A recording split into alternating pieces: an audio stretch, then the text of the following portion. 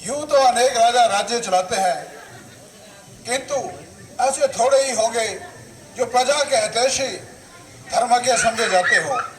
जिस प्रकार प्रजा का प्रेम राज्य की जड़ों को दृढ़ बनाने वाला होता है, उसी प्रकार राजा का न्याय प्रजा को ऊंचा उठाने वाला होता है।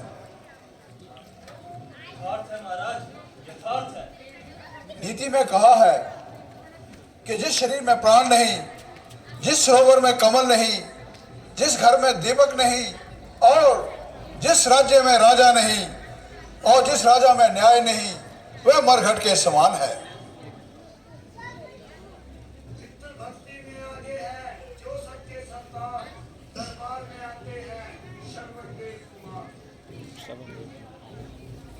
प्रणाम प्रणाम प्रणाम।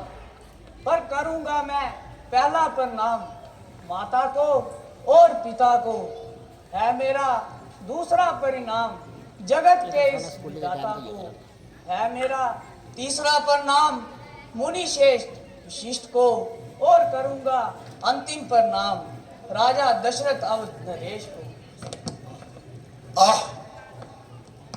आज श्रवण ने जो पितृभक्ति में नाम पाया है, जिस प्रकार अपने माता पिता की सेवा करते हुए इस संसार को दिखाया है, इसी का नाम सच्ची भक्ति, सच्चा प्रेम और सच्चा अनुराग है।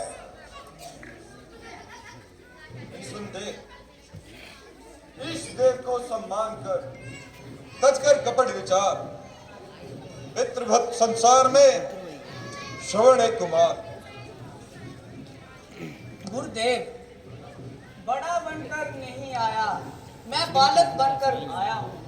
आपके द्वार के नाथ मैं याचक बनकर आया हूँ।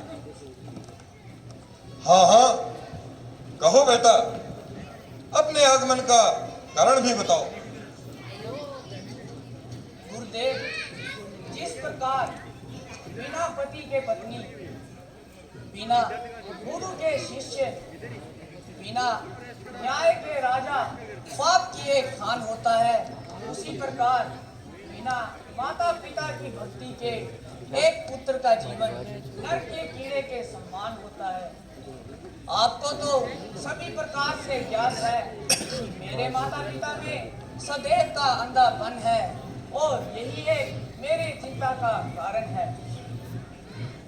मिटे जीवन मेरा, आत्मा में उनकी बल आए, महारोगी मैं बनूं, रोग दूर उनका हो जाए, निछावर उन पे कर दूं, जरा कह दे अगर कोई, मैं अपने प्राण भी दे दूं, अगर उनकी दवा हो कोई। किंतु बेटा, तुम अपने माता पिता के अंधे होने का कारण भी जानते हो? नहीं जानता भगवान, नहीं जानता, मगर जानने की अभिलाषा रखता हूँ। अच्छा तो सुनो, तुम्हारे माता पिता सदैव के अंधे नहीं हैं। उनका कोई पुत्र नहीं होता था। उन्होंने पुत्र प्राप्ति के लिए कठोर तप किए। तब ब्रह्मा जी ने प्रसन्न होकर उनसे कहा कि तुम्हारी जीवन में पुत्र का मुंह देखना नहीं लिखा है।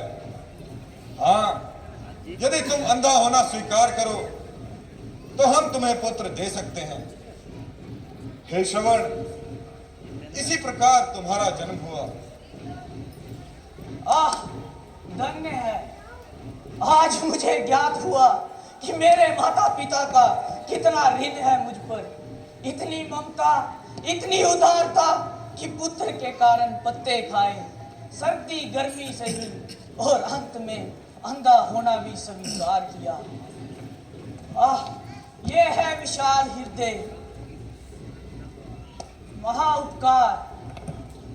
परंतु मैं भी प्रतिज्ञा लेता हूँ कि माता पिता की भक्ति में अपने जीवन का बलिदान कर दूंगा, और संसार में माता पिता की भक्ति दिखाकर अपने प्राणों का पश्चाताप कर दूंगा।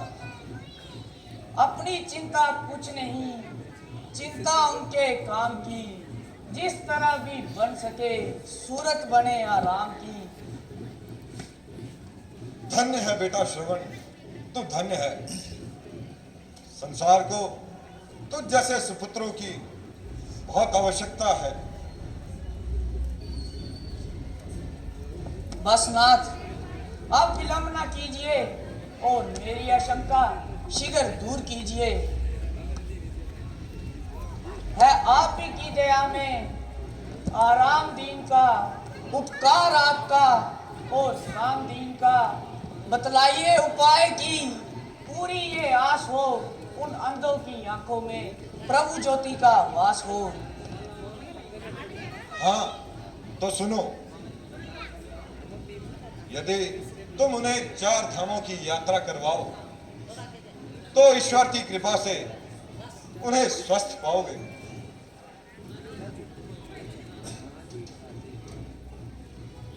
बना देती मोती ऊंट को जो सीप के घर में उगता है, जो दाना खाक में और लाल पत्थर में, जो सुख रोगी को देता है और सहारता है दुखों को। दया करके वही देंगे 2 आंखें उन अंधों को।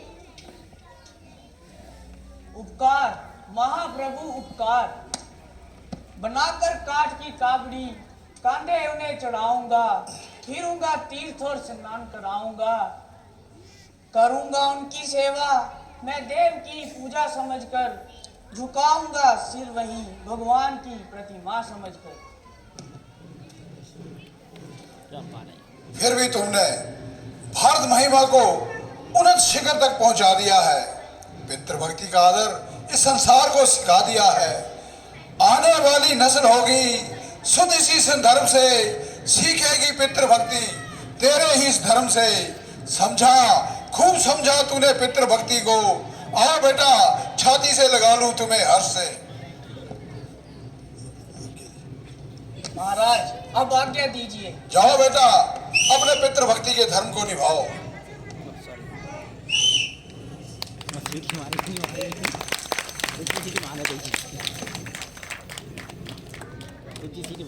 हेलो।